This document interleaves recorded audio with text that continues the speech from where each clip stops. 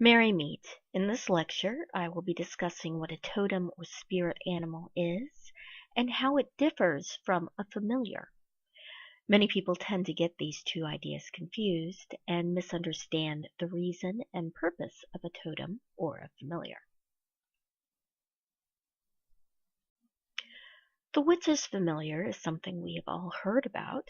A lot of Hollywood and book representations of a witch's familiar is the black cat. However, the witch's familiar does not have to be a cat. Any domestic animal can be a familiar, so dogs, cats, birds, mice, fish, horses, pigs, hedgehogs, spiders, snakes, hermit crabs, any animal that can be seen as a quote-unquote pet can be a familiar. The purpose of a witch's familiar is that they assist you in helping you out with your magical workings. They will help you raise energy or help focus your energy. How they do this really is simply being active or vocal or sitting with you while you are doing your magical workings. So how do you know that an animal is your familiar? Well, they pretty much let you know if they've chosen you. You do not get to pick your familiar. They pick you.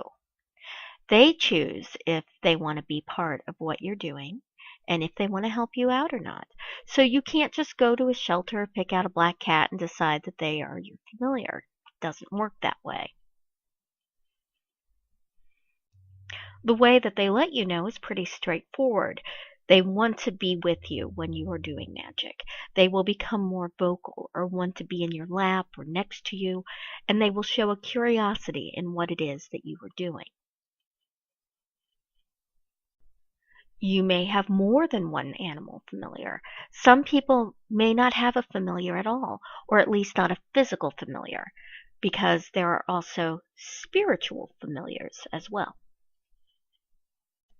A spiritual familiar is usually where we get confused with the totem or spirit animal. A spiritual familiar is just like a physical familiar, however, they exist in the spiritual realm and not in the physical.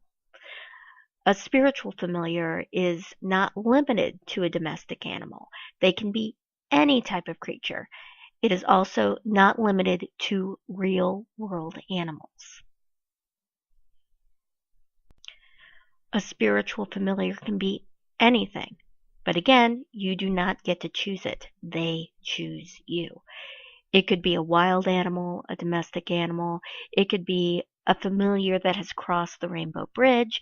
It could be an animal of fantasy, such as a unicorn, a pegasus, a Sasquatch, a jackalope, or a griffin.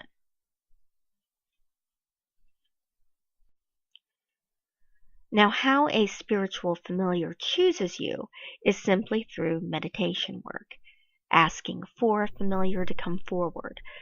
In the meditation center at the school, we have some meditations, including a meditation for a familiar, which will help you get introduced to your spiritual familiar.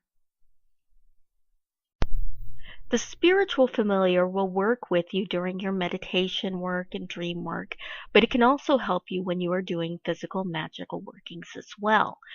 They help just like a physical familiar by helping raise energy and keep focus. Now, a totem animal is totally different. A totem or spirit animal is something we can choose, or it may choose us.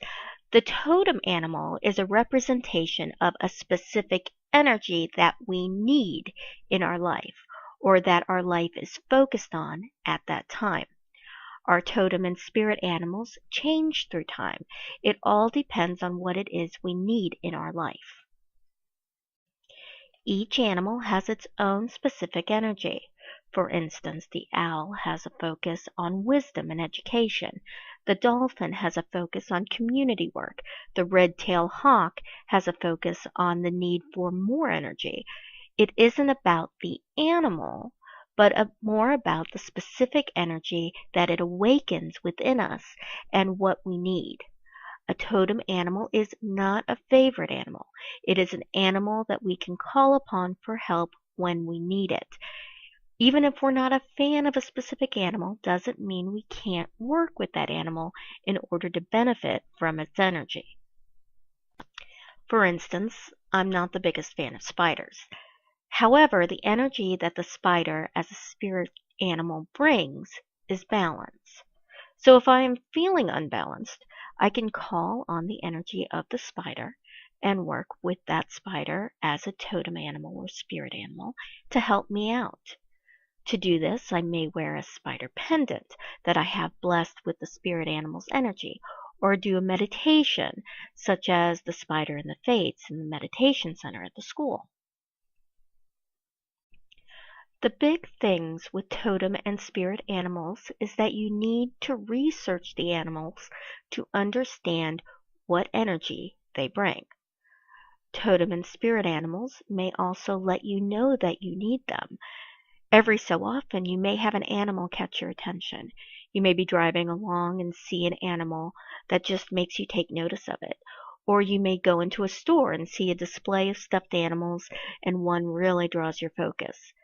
You may really feel a connection to that animal simply out of the blue. You may be watching TV and an animal shows up on the screen and you get a little jolt. Most commonly, you will simply have a dream about an animal. Can your spirit or totem animal be the same as your familiar? Absolutely.